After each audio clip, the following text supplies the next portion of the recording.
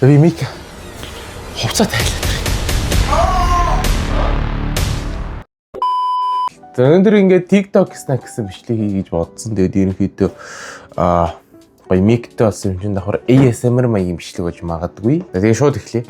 За эхний snack бол ерөнхийдөө сүүл TikTok-оор нэлээд viral болоод байсан нөгөө нэг Japanese cheesecake гэсэн мэс нөгөө йогурт дотор бичэн дүрээд нөгөө хонуулаа зөөлрөнгут ингэж халбаар ингэж авч идээд идэг.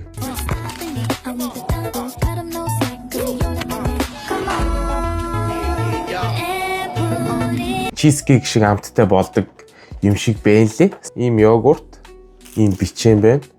Йогурт нь грек йогурт гэсэн байсан. Тэгээд надад байгаа нэг ийм зүгийн балтай йогурт байгаа тань. Тэгээд манай гэрт энэ йогуртыг 2 хонж байгаа байхгүй. Тэгээд энэ муудчих гэж бодоод харгаа онгойлгосон. Тэгээд харагдах нь. Тэгээд ингээ халбаар ингэж одоо хутгахгүй нэг дээр нь ус гүйтсэн байна. Хугацаанд дуусаагүй үстэй. 26 оны 2 сарын 3-нд дуусна гэхээр болоогүй л байна л та. Ийм йогурт болж байна. Тэгэхдээ йогурт аамсаад үзье. Зүгээр элсэн чихэртэй хараг байна. Бичээнэ задлсан. Тэгээ дотроо яг ингээд ингээ 2 ширхэх гэрээ байдгийг байл. Бичээн бол бичээн шиг л амтлагдаж байна. Тэгээ гол юм болох тэ дийшээ хийя.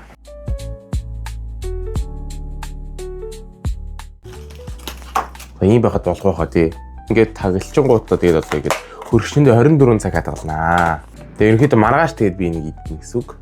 Одоо хоёр дахь снэк нь яг ийм тийм аягтай гомингийн үлдсэн шүлэн дээр хоёр өндөх хутгаа тэгээд пэйжэнд дэргүүлээд идээд илээ. Save the leftover soup. Crack in 2 eggs, add a bit of sesame oil and mix it well. Then microwave for 3 minutes. Гэхдээ тэд нар бол ерөнхийдөө нонгшийн мэдээд лээ нөгөө улаан аягтай гом байдаг да. Мөгтэй улаан аягтай гом. Тэгээ Японд бол байдаг мөртлөө манай гэртээ ойрхон дэлгүрт бол яг тийм улаан жижиг аягтай нонгшийн байсангүй. Тэгээд 7-Eleven ороод нэг 7-Eleven-ийн тэгээд нэг тийм Chinese spicy sesame ramen гэдэг нэг тийм гом авчлаа.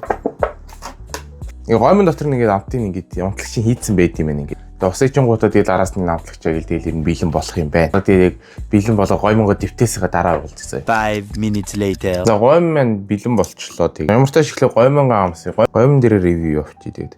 Бисмилла. Амтын яг би ингээд дүрслэж чадахгүй. Ямар ч таашаал яг гомингийн амттаа тэгээд гүнжтийн тос айгүй амтгцсан, үнэрцэн амтгцсан юм гэдэг тийм байна. Угаасаа sesame ramen гэсэн болохоор тэгээд угаасаа тийм л аглах л та. Оноо өгөх юм бол 10-аас 6 оноо өгөхөр гоё юм байна.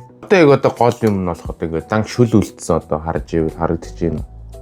Тэгээд одоо энэ дээр одоо өндгөө хийгээд ботгаад үзье.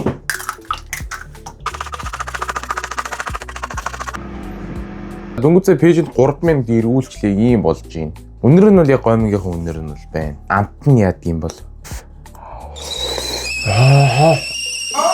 За амт нь бол ерөнхийдөө ойлгомжтой л байна. Чандаг гоминд хийгээ чанц өндөг шиг амттай байна. Энд дэр оноо өгөх юм бол 10-аас 6 өссөн үед бол хийгээд идчихээд бол та болох юм байна. За дараагийнх нь бас л адилхан гоё юм. За тэгээд энэ бол одоо бол булдаг.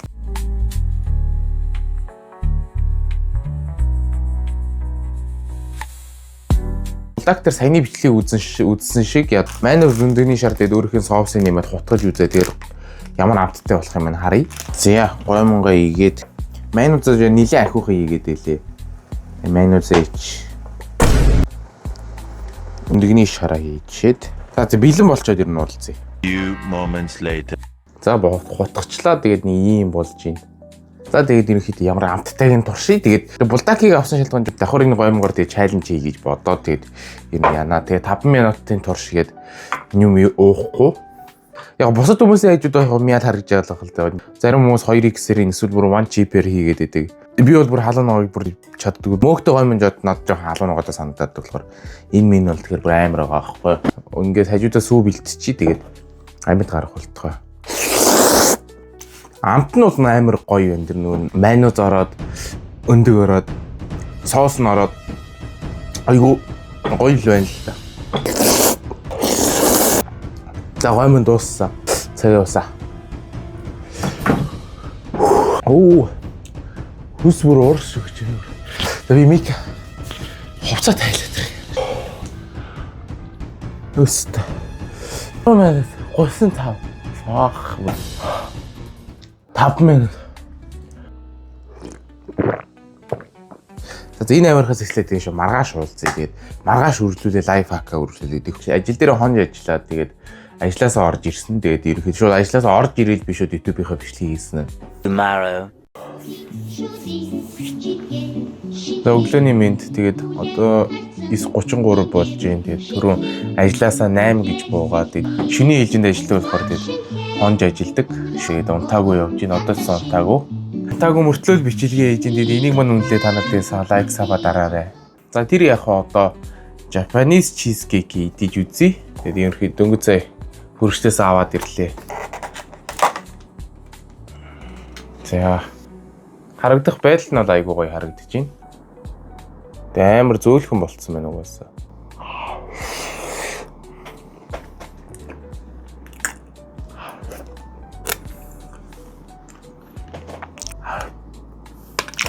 За нэг хоног хүлээсэн юм хэрэг гарсангүй л гэж бодлоо. Ерөнхийдөө бичэн зөөлхөн л болохоос үүндээ дүрээд идэж байгаа тийм ерөнхийдөө ямар ч ялгаа алдаг байна. Тэгээ энд 10-аас 3 өглөө. Slices, remove the excess water, mix them with oil and spices, and cook them for 4 minutes in the microwave. You will get great chips without frying. Хамгийн сүүлнээсээ саяны бичлэгэн дээр гарсан шиг нарийнхан төмсөө ирччихэд пэйжинд эргүүлээд тэгэн гутаа гоё чипс гарч ирж байна. Тэгээд за төмсөө арилгацсан. Тэгээд одоо нарийнхан одоо хутгаар одоо тэг тийм нарийнхан ирч чадахгүй болохоор шо төмс арилгачаар ингээд ирч явчаа. Танд дээр хоол идэг бичлэг үзмээр байвал те комент хэсэгт үлдээгээрээ те хэдүүлээ гоё лестрийн галтайгоо ч юм уу те тийм цоврал бичлэг хийж болно. Одоо энийгээ пэйжиндээ эргүүлээд тэгээд чипс болох баха. За тэгээд 4 минутыг пэйжиндээ эргүүлчлээ. Тэгээд 5 гэн амар халтсан. Тэгээд барихад амар хэцүү байна. Тэгээд ерөнхийдөө бэлэн болцсон нэг юм боллоо. Ингэж харагдаж байна.